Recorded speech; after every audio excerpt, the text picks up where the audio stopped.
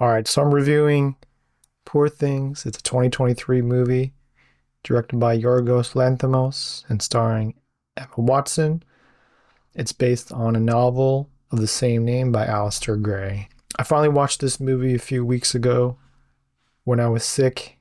I had to watch it in spurts, in between naps.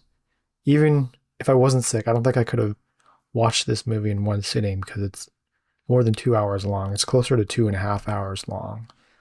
And I remember first hearing about the premise of the movie. It's postmodern retelling of Frankenstein.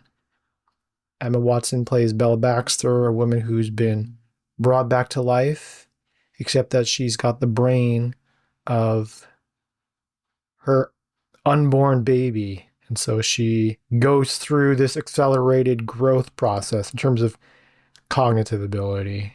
It's very much a fish out of water story. I'm surprised I haven't really heard much mention. It really looks and feels like a Tim Burton movie, except it's R-rated. You get to see a lot of her, and I mean a lot of her. Her performance is impressive. I also like Willem Dafoe as the so-called mad scientist. He's got the Scottish accent. I think that's a homage to Alistair Gray.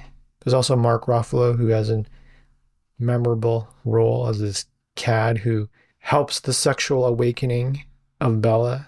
As I was watching it, it reminded me of Barbie. It took me a while to figure out, but there's definitely a lot of parallels between the two. It's about a woman who becomes more self-actualized. She realizes that there's a world beyond the one that she sees in front of her.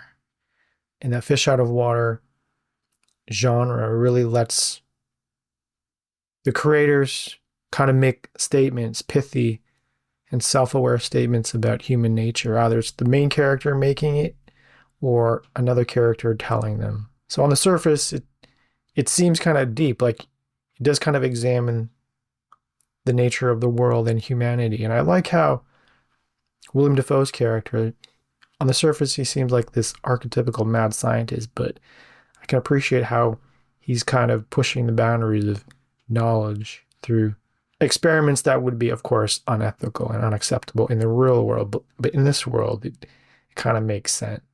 So I can appreciate the performances, the style, but I don't think it's that deep or original. You really like that grotesque and gothic aesthetic tone and atmosphere, consider watching this movie, but otherwise I would say it's kind of overrated.